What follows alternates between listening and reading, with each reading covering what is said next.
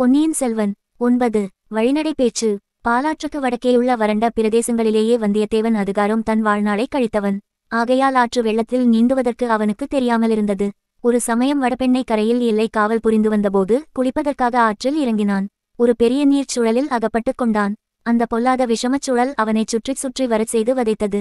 அதே சமயத்தில் கீழேயும் இழுத்துக் கொண்டிருந்தது. சீக்கிரத்தில் வந்தியத்தேவனுடைய பலத்தை எல்லாம் அந்தச் சுழல் உறிஞ்சிவிட்டது. இனி பிழைக்க முடியாது, சுழலில் மூழ்கிச் சாக வேண்டியதுதான் என்று வந்தியத்தேவன் நிராசை அடைந்த சமயத்தில் தெய்வாதீனமாக நதிச்சுழலிலிருந்து வெளிப்பட்டான். வெள்ளம் அவனை அடித்துக்கொண்டு போய் கரையில் ஒதுக்கி காப்பாற்றியது.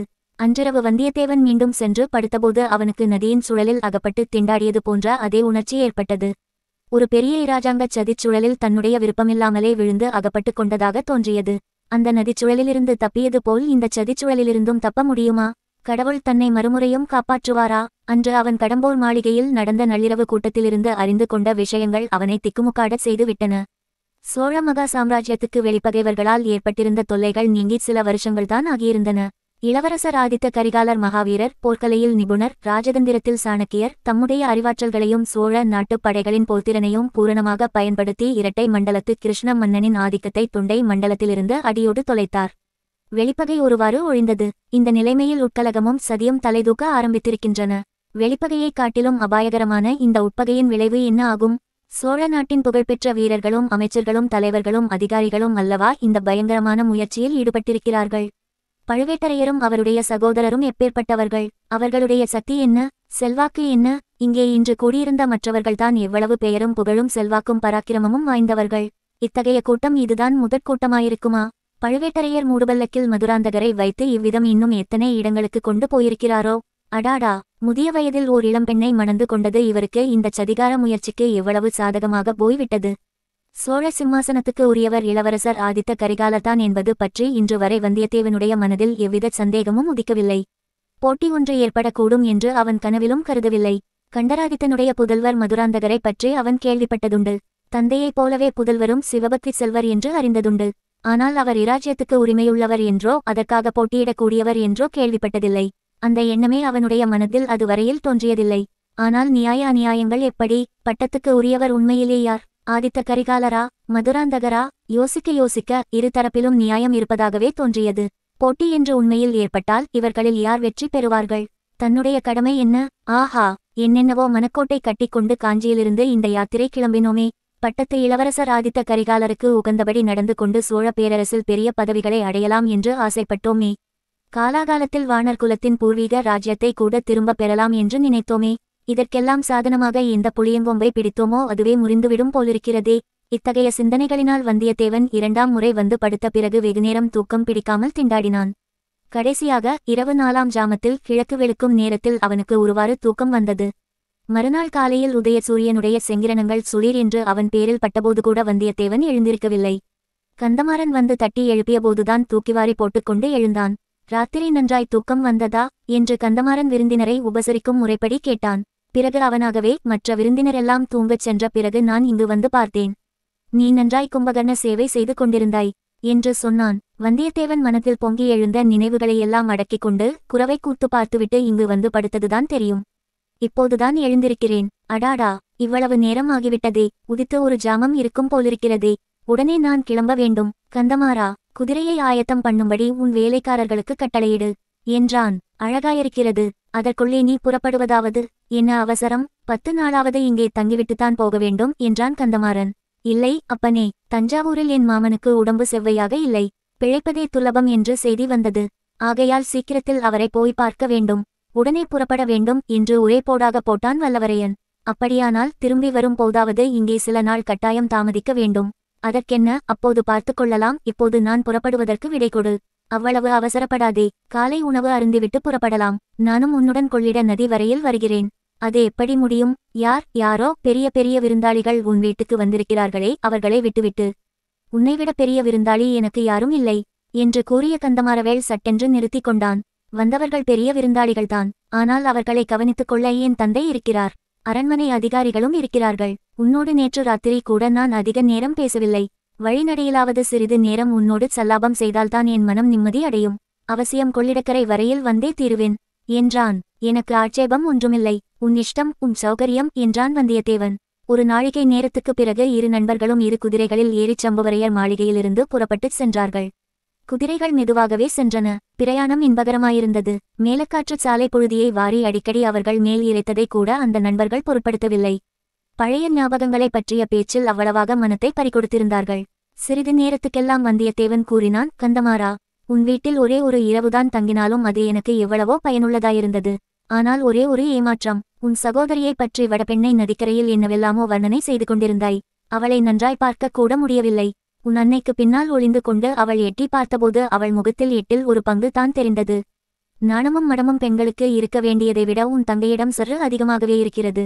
கந்தமாறனுடைய வாயும் உதடுகளும் ஏதோ சொல்வதற்கு துடித்தன. ஆனால் வார்த்தை ஒன்றும் உருவாகி வரவில்லை. ஆயினும் பாதகமில்லை. நீதான் நான் திரும்பி வரும்போது சில நாள் உன் வீட்டில் தங்க வேண்டும் என்று சொல்கிறாயே, அப்போது பார்த்து பேசிக்கொண்டால் போகிறது. அதற்குள் உன் தங்கையின் கூச்சமும் கொஞ்சம் நீங்கிவிடலாம் அல்லவா? கந்தமாறா, உன் சகோதரியின் பெயர் என்னவென்று சொன்னாய்? மணிமேகலை. அடடா, என்ன இனிமையான பெயர். பெயரைப் போலவே அழகும் குணமும் இருந்து விட்டாள். கந்தமாறன் குறுக்கிட்டு, நண்பா, உன்னை ஒன்று வேண்டி கேட்டுக்கொள்கிறேன். என் தங்கையை நீ மறந்து விடு. அவளைப் பற்றி நான் சொன்னதையெல்லாம் மறந்து விடு. அவள் பேச்சையே எடுக்காதே என்றான். இது என்ன கந்தமாறா, ஒரே தலைகீழ் மாறுதலாயிருக்கிறதே. நேற்று இரவு கூட உன் வீட்டுக்கு நான் மருமகனாக வரப்போவதைப் பற்றி ஜாடையாகச் சொன்னாயே. அவ்விதம் நான் சொன்னது உண்மைதான். ஆனால் பிறகு வேறு நிலைமை ஏற்பட்டுவிட்டது. என் பெற்றோர்கள் வேறு இடத்தில் என் சகோதரியை கல்யாணம் செய்து கொடுக்க முடிவு செய்து விட்டார்கள். மணிமேகலையும் அதற்குச் சம்மதித்து விட்டாள். வந்தியத்தேவன் மனத்திற்குள் மணிமேகலை வாழ்க என்று சொல்லிக் கொண்டான். மணிமேகலையை யாருக்கு கொடுக்க நிச்சயத்திருப்பார்கள் என்று ஊகிப்பதிலும் அவனுக்கு கஷ்டம் ஏற்படவில்லை. மூடு பல்லக்கிலிருந்து வெளிப்பட்ட இளவரசர் மதுராந்தகருக்குத்தான் நிச்சயித்திருப்பார்கள். மதுராந்தகருடைய கட்சிக்கு பலம் தேட இப்படியெல்லாம் உறவுகளையும் ஏற்படுத்துகிறார்களாக்கும். பழுவேட்டரையர் பொல்லாத கெட்டிக்காரர்தான். ஆஹா, நேற்று ராத்திரி வந்திருந்த பணக்கார விருந்தாளிகளில் ஒருவரை மாப்பிள்ளையாக்க திட்டம் செய்தீர்களாக்கும். கந்தமாறா, இதில் எனக்கு வியப்பும் இல்லை, ஏமாற்றமும் இல்லை. ஒரு மாதிரி நான் எதிர்பார்த்ததுதான். எதிர்பார்த்தாயா? அது எப்படி? என்னைப்போல் ஏழை அனாதைக்கு யார் பெண்ணை கொடுப்பார்கள்? ஊரும் வீடும் இல்லாதவனை எந்த பெண் மணந்து கொள்ள இணங்குவாள்? எப்போதோ என் குலத்தைச் சேர்ந்த முன்னோர்கள் அரசு செலுத்தினார்கள் என்றால் அது இப்போது என்னத்துக்கு ஆகும்? நண்பா, போதும், நிறுத்து. என்னை பற்றியும் என் குடும்பத்தைப் பற்றியும் அவ்வளவு கேவலப்படுத்தாதே. நீ சொல்வது ஒன்றும் காரணமில்லை. வேறு மிக முக்கியமான காரணம் இருக்கிறது. அதை அறிந்தால் நீயே ஒப்புக்கொள்வாய். ஆனால் அதை நான் இப்போது வெளிப்படுத்துவதற்கில்லை. சமயம் வரும்போது நீயே தெரிந்து கொள்வாய். கந்தமாறா, இதை என்ன ஒரே மர்மமாகவே இன்றைக்கு நீ பேசிக்கொண்டு வருகிறாயே. அதற்காக என்னை மன்னித்துவிடு. உன்னிடம் கூட நான் மனம் விட்டு பேச முடியாதபடி அப்படி ஒரு பெரிய காரியந்தான். இது எப்படியானாலும் நம்முடைய சிநேகத்துக்கு எவ்வித பங்கமும் வராது என்பதை நம்பு. விஷயம் வெளியாக வேண்டிய சமயம் வரும்போது ஓட்டமாக ஓடி வந்து உன்னிடம்தான் முதலில் சொல்வேன். அதுவரையில் என்னிடம் நம்பிக்கை வைத்திரு. உன்னை நான் ஒரு நாளும் கைவிட மாட்டேன். என்னை நம்பு. இந்த வாக்குறுதிக்காக ரொம்ப வந்தனம். ஆனால் என்னை கைவிடும்படியான நிலைமை என்ன என்பதுதான் தெரியவில்லை. அப்படி நான் இன்னொருவரை நம்பி பிழைக்கிறவனும் அல்ல கந்தமாறா. என்னுடைய உடைவாளையும் கைவேலையுமே நான் நம்பியிருப்பவன். அந்த உடைவாளையும் வேலையும் உபயோகிக்க வேண்டிய சந்தர்ப்பம் சீக்கிரத்தில் வரலாம். அப்போது நாம் இருவரும் ஒரே கட்சியில் நின்று தோளோடு தோள் சேர்ந்து போரிடுவோம். அதனால் உன்னுடைய நோக்கமும் கைகூடும். இது என்ன, ஏதாவது யுத்தம் சீக்கிரம் வரும் என்று எதிர்பார்க்கிறாயா? அல்லது ஈழநாட்டில் நடக்கும் யுத்தத்துக்கு போகும் உத்தேசம் உனக்கு உண்டா? ஈழத்துக்கா? ஈழத்தில் நடக்கும் அழகான யுத்தத்தை பற்றி கேட்டால் நீ ஆச்சரியப்பட்டு போவாய். ஈழத்தில் உள்ள நம் வீரர்களுக்காக சோழ நாட்டிலிருந்து அரிசியும் மற்ற உணவுப் பொருள்களும் போக வேண்டுமாம். வெட்கக்கேடு. நான் சொல்வது வேறு விஷயம். கொஞ்சம் பொறுமையாயிரு. சமயம் வரும்போது சொல்லுகிறேன். தயவுசெய்து இப்போது என் வாயை பிடுங்காதே. சரி சரி, உனக்கு விருப்பம் இல்லை என்றால் ஒன்றும் சொல்ல வேண்டாம். வாயை கூட திறக்க வேண்டாம். அதோ கொள்ளிடமும் தெரிகிறது என்றான் வந்தியத்தேவன். உண்மையில் சற்று தூரத்தில் கொள்ளிட பெரு நதியின் வெள்ளம் தெரிந்தது. சில நிமிஷ நேரத்தில் நண்பர்கள் நதிக்கரையை அடைந்தார்கள். ஆடிப்புது பிறவாகம் அந்த மாநதியில் கரை புரண்டு சென்றது. மறுகரை வெகு தூரத்தில் இருப்பதாக தோன்றியது.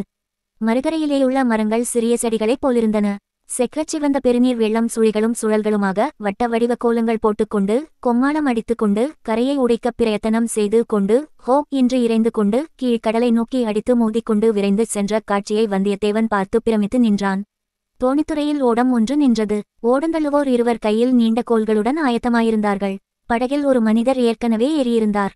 அவரை பார்த்தால் பெரிய சிவபக்தி சிகாமணி என்று தோன்றியது. கரையில் வந்து கொண்டிருந்தவர்களை பார்த்து, சாமி, படகில் வரப்போகிறீர்களா என்று படகோட்டிகளில் ஒருவன் கேட்டான். ஆம், இவர் வரப்போகிறார். கொஞ்சம் படகை நிறுத்து என்றான் கந்தமாறன். இரு நண்பர்களும் குதிரை மீதிருந்து கீழே குதித்தார்கள். யோசனை இல்லாமல் வந்துவிட்டேனே, இந்த குதிரையை என்ன செய்வது? படகில் ஏற்ற முடியுமா என்று வந்தியத்தேவன் கேட்டான். தேவையில்லை. நம்மை தொடர்ந்து இதோ 2 ஆட்கள் வந்திருக்கிறார்கள். ஒருவன் உன் குதிரையை இங்கிருந்து கடம்பூருக்கு இட்டு வருவான். இன்னொருவன் உன்னுடன் படகில் ஏறி வந்து அக்கறையில் உனக்கு வேறு குதிரை சம்பாதித்துக் கொடுப்பான் என்றான் கந்தன்மாறன். ஆஹா, எவ்வளவு முன்யோசனை! நீ அல்லவா உண்மை நண்பன் என்றான் வந்தியத்தேவன். பாலாற்றையும் பெண்ணையாற்றையும் போலத்தான் கொள்ளிடத்தை பற்றி நீ நினைத்திருப்பாய். இதில் குதிரையை கொண்டு போக முடியாது என்று நீ எண்ணியிருக்க மாட்டாய். ஆமாம், அவ்விதம் உங்கள் சோழ நாட்டு நதியைப் பற்றி அலட்சியமாய் நினைத்ததற்காக மன்னித்துவிடு. அப்பப்பா, இது என்ன ஆறு, இது என்ன வெள்ளம்! சமுத்திரம் போலவல்லவா பொங்கி வருகிறது. இரு நண்பர்களும் ஒருவரையொருவர் தழுவிக்கொண்டு விடை பெற்றுக் கொண்டார்கள். வந்தியத்தேவன் நதிக்கரையோரமாகச் சென்று படகில் ஏறினான். கந்தமாறனுடன் வந்த ஆட்களில் ஒருவனும் ஏறிக்கொண்டான். படகு புறப்படுவதற்குச் சித்தமாயிருந்தது. ஓடக்காரர்கள் கோல் போட ஆரம்பித்தார்கள். திடீரென்று கொஞ்ச தூரத்திலிருந்து நிறுத்து, நிறுத்து, படகை நிறுத்து என்று ஒரு குரல் கேட்டது. ஓடக்காரர்கள் கோல் போடாமல் கொஞ்சம் தயங்கி நின்றார்கள். கூவிக்கொண்டு ஓடி வந்தவன் அதிவிரைவில் கரைக்கருகில் வந்து சேர்ந்தான். முதற்பார்வையிலேயே அவன் யார் என்பது வந்தியத்தேவனுக்கு தெரிந்து போயிற்று. அவன் ஆழ்வார்க்கடியான் நம்பிதான். வருகிறவர் வைஷ்ணவர் என்பதை அறிந்ததும் படகிலிருந்த சைவர், விடு, படகை விடு, அந்த பாஷாண்டியுடன் நான் படகில் வரமாட்டேன். அவன் அடுத்த படகில் வரட்டும் என்றார். ஆனால் வந்தியத்தேவன் ஓடக்காரர்களை பார்த்து, கொஞ்சம் பொறுங்கள், அவரும் வரட்டும். படகில் நிறைய இடம் இருக்கிறதே, ஏற்றிக் கொண்டு போகலாம் என்றான். ஆழ்வார்க்கடியானிடமிருந்து நேற்றிரவு நிகழ்ச்சிகளைப் பற்றி பல விஷயங்களை கேட்டு தெரிந்து கொள்ள வந்தியத்தேவன் விரும்பினான்.